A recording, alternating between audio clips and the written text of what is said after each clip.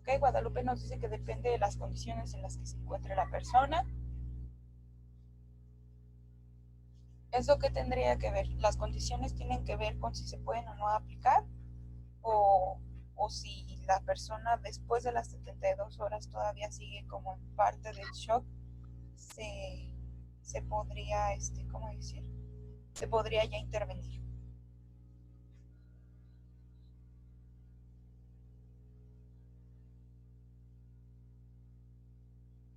Ok, entonces tu postura, Guadalupe, sería que si la persona sigue en shock, pueden aplicarse las TOPS después de 72 horas. Si no, ya no sería necesario.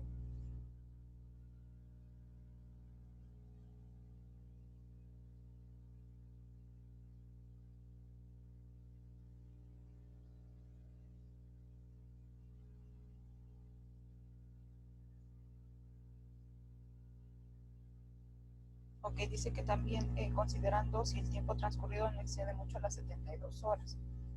Ok, muy bien, Guadalupe. ¿Alguien más que me diga qué es lo que ocurre? O sea, ¿cuál sería desde ustedes, cuál sería la postura? Se supone que la técnica, lo ideal es aplicarlas dentro de las 72 horas. Ajá. Pero eh, la pregunta yace en qué es lo que pasaría si después de esas 72 horas no se pueden aplicar. Supongamos que hay situaciones de grandes catástrofes, ajá, o crisis comunitarias y esta posibilidad de dar la ayuda de los primeros auxilios psicológicos no se puede dar dentro de las primeras 72 horas. Ajá. Por ejemplo, un país devastado por un terremoto.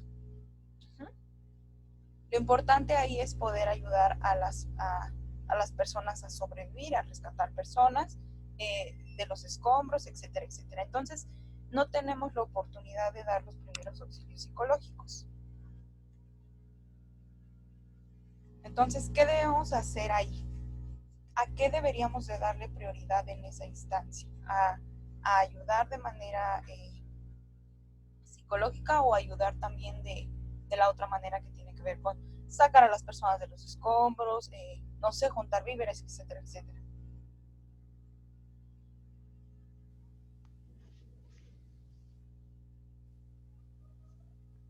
Eh, ¿Yo puedo comentar algo? Sí, claro.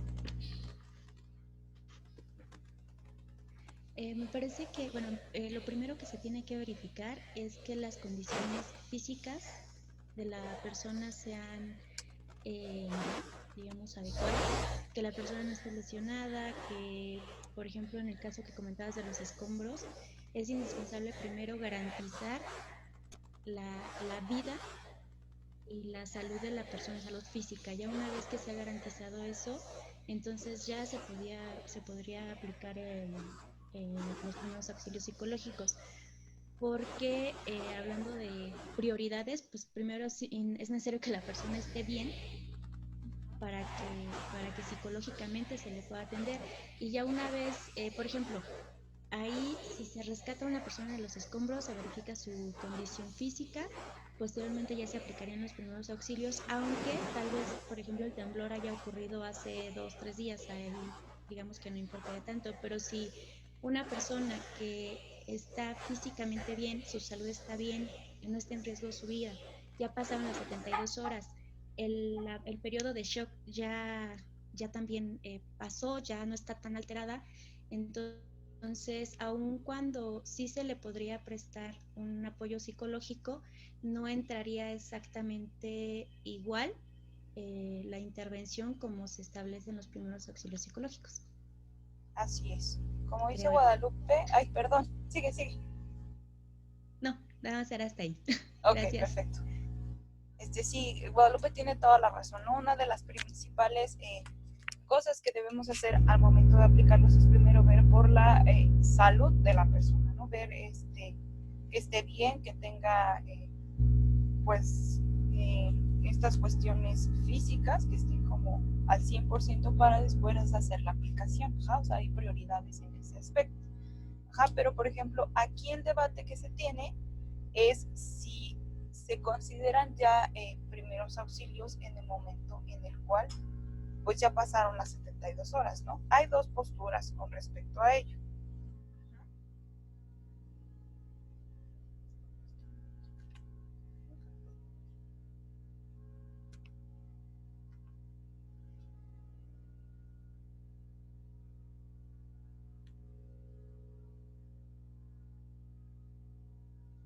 Ok, ajá.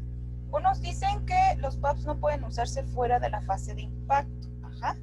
Esas son posturas, por ejemplo, de expertos europeos, basada en los conocimientos actuales sobre los mecanismos de activación psicofisiológica y parte de la posibilidad de ofrecer los PAPs desde los primeros instantes. Ajá. Entonces, unos dicen que después de las 72 horas ya no es tan viable aplicar los primeros auxilios psicológicos.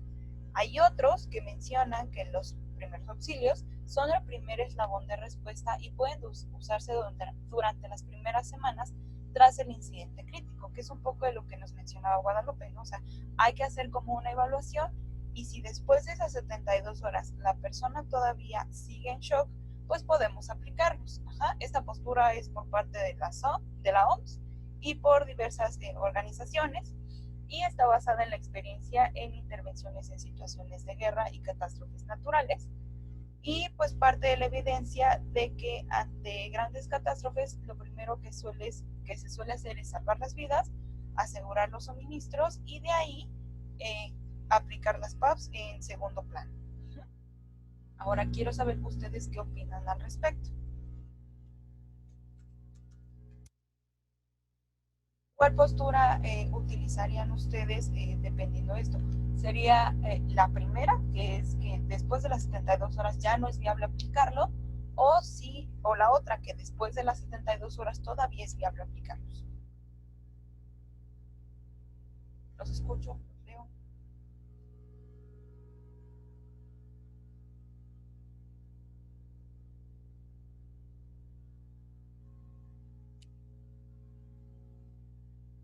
Pues creo que va a ser dependiendo.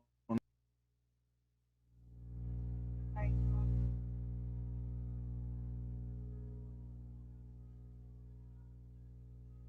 ¿quién estaba hablando que no lo alcanzo a escuchar? Sí, te decía que era dependiendo. Ajá, ¿por qué? Porque si en este caso la persona ya tuvo alguna ayuda psicológica, después de esas 72 horas, pues ya creo yo, o a mi consideración, ya no aplicaría las PAPs. Pero si esa persona no ha recibido como esa orientación o esa ayuda, pues seguirlas aplicando. Okay. Más que nada para el hecho de que pues podamos evitar algún traumatismo o algo parecido. Okay. Guadalupe dice que coincide con la segunda postura, que después de las 72 horas todavía es viable aplicar las PAPs. Los demás, ¿qué me dicen?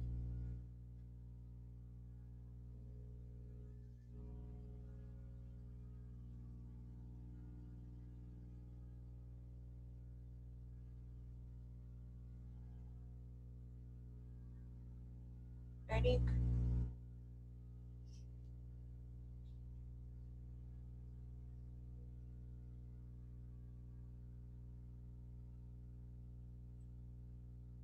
Arturo, los escucho o los leo.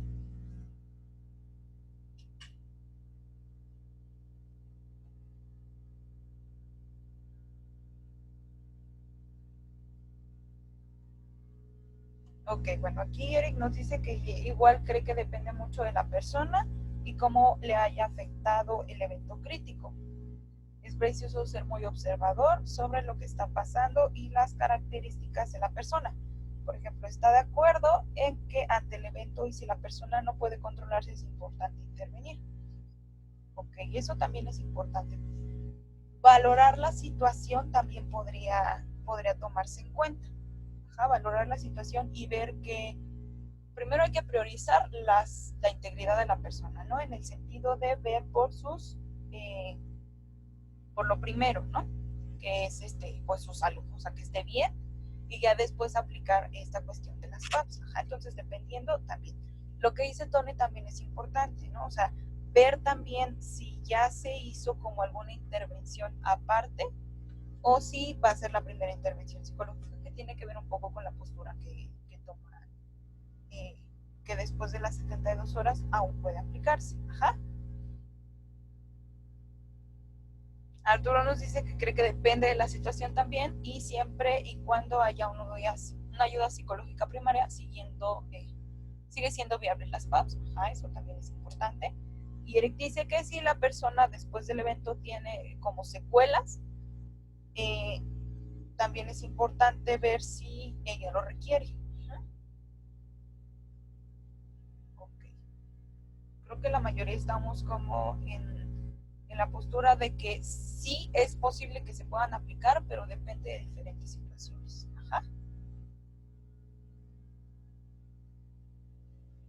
Okay. Cuando el problema lo permita, es importante también.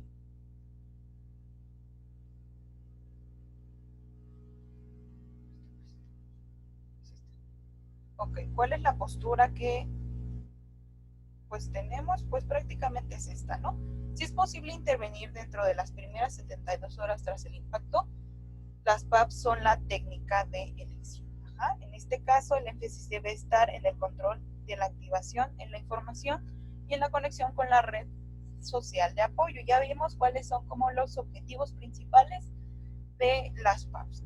Entonces, una de ellas es tener conexión con la red social de apoyo, que tenía que ver con pues buscar a los familiares, buscar a alguien que sea como responsable para que la persona se sienta como más en confianza si es que nosotros no la conocemos. Aquí Arturo nos pone que, Eric nos pone que está de acuerdo con Arturo y que especialmente si después de varios meses sufre episodios de estrés postraumático es necesario ya un trabajo de terapia. Recordemos que los primeros auxilios se dan las primeras 72 horas, según esto, pero también puede diferir dependiendo de la situación, pero son ayuda primaria. Es como en el momento del shock son importantes, sí, pero después de cierto tiempo, ya si las secuelas sobre el shock siguen, ya es más un trabajo ya con un terapeuta o con alguien que ya esté especializado. Ya no lo puede aplicar cualquier persona. O sea, por ejemplo, supongamos que están en la situación y como les dije, cualquier persona los puede aplicar siempre y cuando esté entrenada. Entonces, supongamos que lo aplica una enfermera o lo aplica un bombero. Ellos pueden aplicarlo las primeras 72 horas, pueden aplicarlo incluso después si es que no se dio la oportunidad, pero ya no puede llegar como a un nivel terapéutico de que haya como un trabajo con la persona que estuvo en shock. ¿Por qué? Porque ya no tiene las herramientas necesarias para poder realizar ese tipo de cosas. Ya es más con un especialista. Si no es posible aplicar los PAPs, se adapta durante las primeras 4 o 6 semanas, haciendo menos énfasis en el control de los niveles de activación y más en los factores potencializadores de la resiliencia.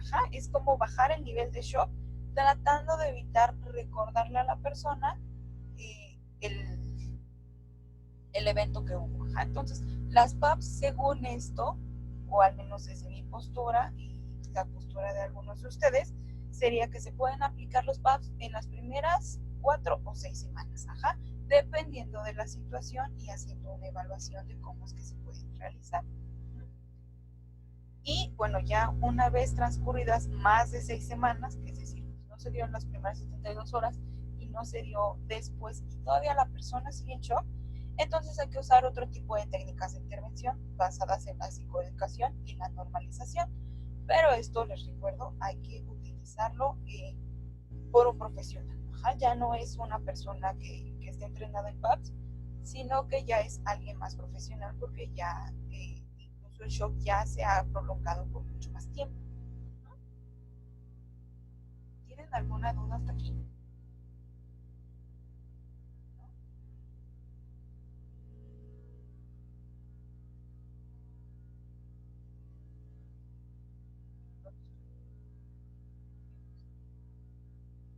No. Ok, y ahora, ¿dónde deben aplicarse los PAPs? Entonces, ¿dónde deben aplicarse los PAPs? En los casos óptimos se tiene que aplicar en un lugar seguro, con buena temperatura, protegido al alcance de la vista y los sonidos del escenario, pero relativamente cercano a este. Los familiares quieren estar cerca de los suyos, y tendría que ver esta cuestión desde las redes de apoyo.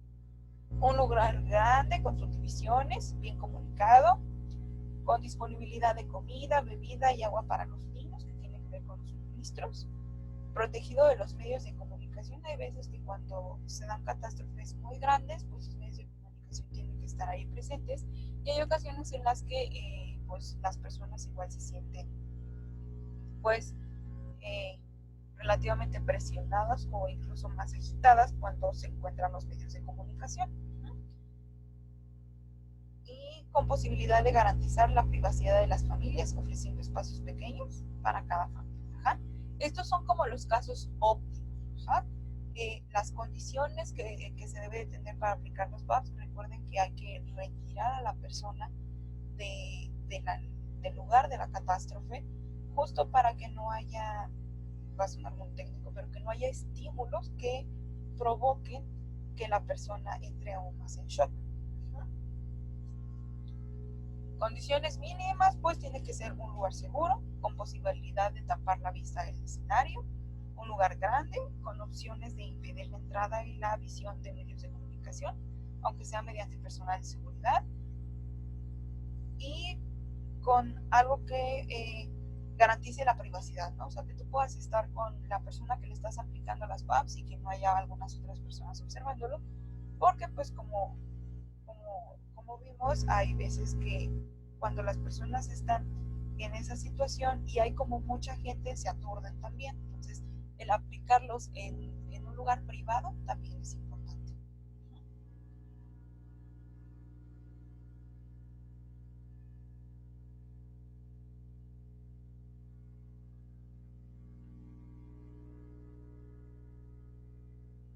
¿Tienen dudas hasta aquí?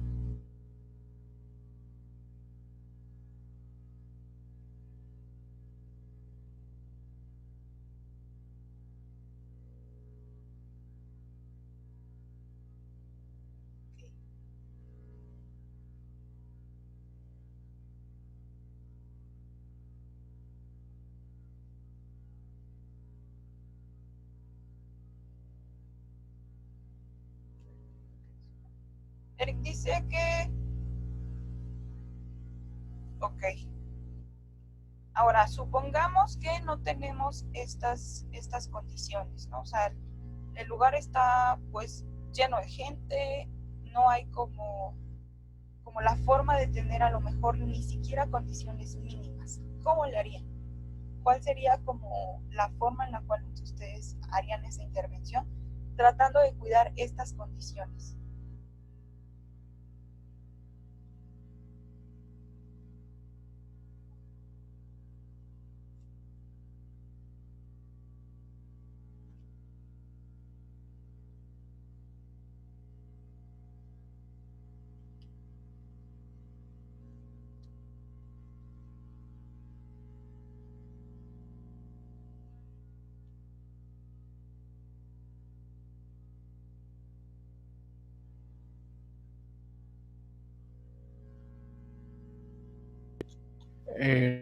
No sé, algún contexto o algo así, como si fuera en la calle, algo parecido. Guadalupe levantó la mano. Tony, ¿cómo decías que en la calle? O sea, ¿cómo? Ajá, o sea, puede ser cualquier contexto. Pues en este caso, si no hay como algún lugar seguro o ese tipo de, no sé, con alguna buena temperatura, como con las condiciones óptimas que tú mencionaste. No sé, en este caso, si fue algún incendio y está haciendo un bombero, o qué sé yo, pues sería llevarlo como a una zona de mayor, perdón, de menor riesgo. A lo mejor y no podrá haber comida y bebida así para ayudar a los niños y toda la onda, pero pues el chiste es tratar como la situación en ese preciso momento para poder tranquilizar a la persona, ya sea que lo hagas en la calle, obviamente un poco alejado de todo el área del desastre. Eh, eh, no sé, es lo único que se me ocurre en este momento. Gracias, Tony. Guadalupe, te escuchamos. Creo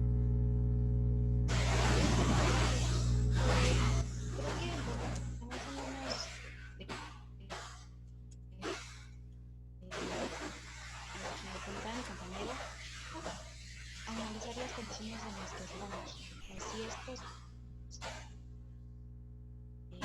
urgente o obviamente lo primero es alejarlo de la zona donde pueda sufrir alguna lesión o incluso nosotros podamos sufrir alguna lesión. Tratar de alejarlo del oficio, tratar de, no sé, a veces se ponen como tienditas de campaña o no sé cómo se diga, como mamparas,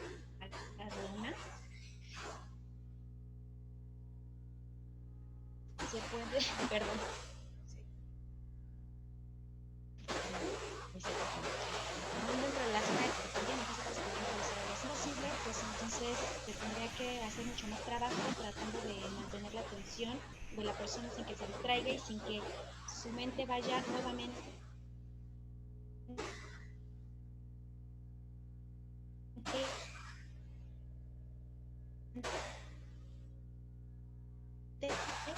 y hablarle para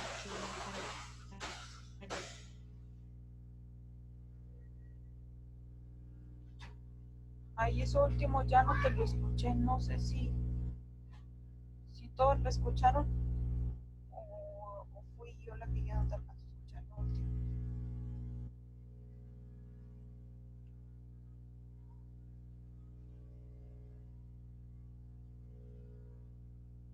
Yo tampoco lo escuché. Tampoco alcancé a escuchar muy bien lo que nos mencionaba Lupita.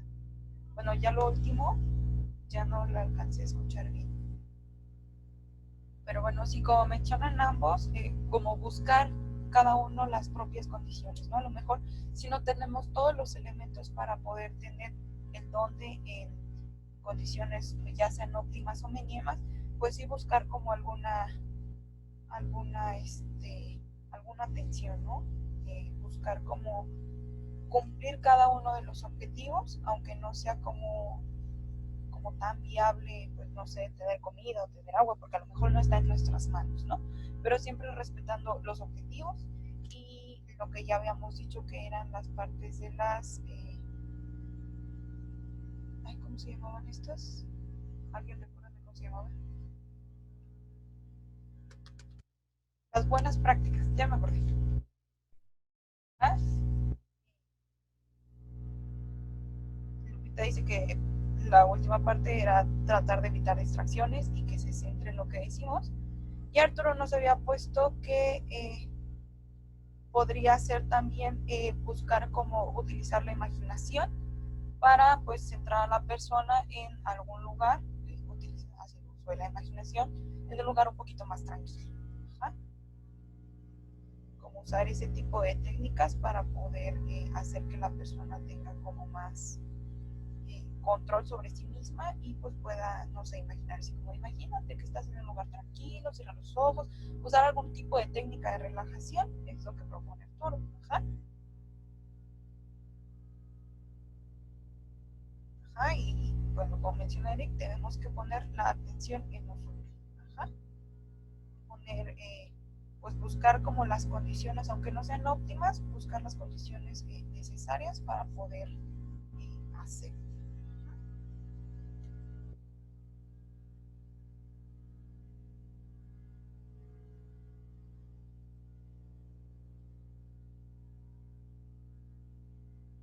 ¿Tienen alguna duda al respecto?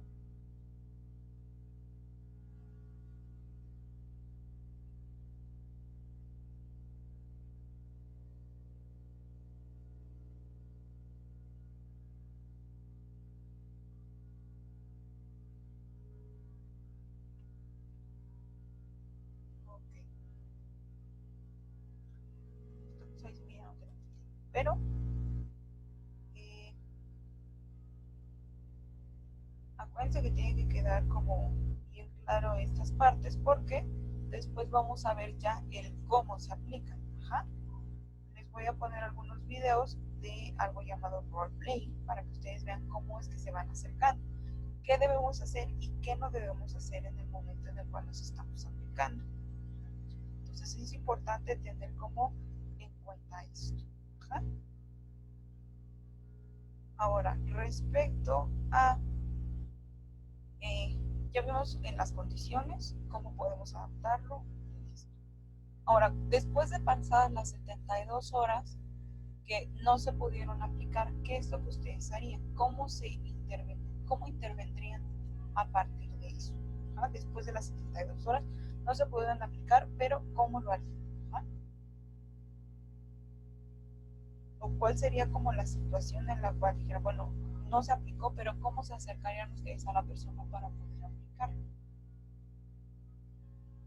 ¿O en qué situaciones creen que pase eso?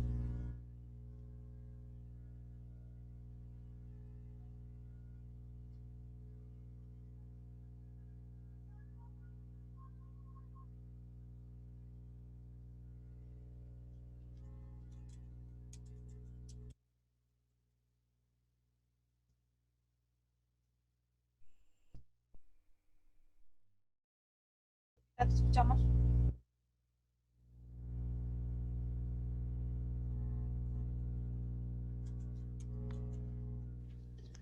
A ver si se escucha, es que está fallando mi internet. Bueno, lo primero me parece es acercarte a la persona eh, lentamente. Tendrías que asegurarte que la persona te está escuchando, decirle, oye, hey, o algo para llamar su atención, preguntarle cómo se llama, preguntarle si está bien. Y una vez que ya tienes su atención y que sabes que la persona está dispuesta a que te acerques, entonces sí acercarte y comenzar a primero asegurarte de que sus condiciones físicas estén bien, que no tenga ninguna lesión, tratar de ver cómo se llama, si hay alguien que esté ahí o esa persona alguien. Y pues ya posteriormente igual tratar de centrarla en ese momento de la atención para poder calmarla sin decirle cálmate porque es lo que menos va a funcionar y tratar de relajarla y darle primero cubrir sus necesidades obviamente fisiológicas y biológicas si es que se puede como lo que se comentaba del agua y de la comida, pero bueno, las necesidades que se puedan cubrir, decirle si quiere llamar a alguien y ya proceder con la atención como tal de psicológica. Muchas gracias, Lupita. Creo que Lupita nos ha dado el cómo es que vamos a intervenir. Primero preguntando si o sea, llamar la atención de la persona, preguntando si se puede uno acercar recuerden esta cuestión de las distancias, de los tonos de voz, que también son muy importantes, y pues ya ir dando poco a poco la ayuda. ¿Ah? Ya no tenemos tiempo, se pueden salir y volvernos a meter para que sigamos con esto. Sí. Ok, entonces la finalizo y volvemos a hacer.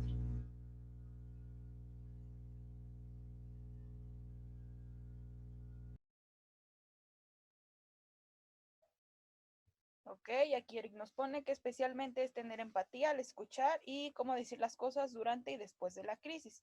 Eso es parte importante de las buenas prácticas de los primeros auxilios psicológicos. Porque ya habíamos comentado que en el momento en el cual nosotros estamos dando los primeros auxilios, tenemos que mantener la calma. ¿Qué ocurre si no mantenemos la calma? Podemos alterar aún más a la persona. Así es. Si nosotros no tenemos la calma suficiente para poder aplicarlos, pues es probable que le transmitamos esa ansiedad o esa falta de calma a la otra persona a la que estamos atendiendo. Entonces, lo principal es mantener la calma. Ajá. Hay que también no olvidar que hay que cuidarnos también nosotros al momento en el que estamos dando los primeros auxilios psicológicos. Uh-huh. Ok.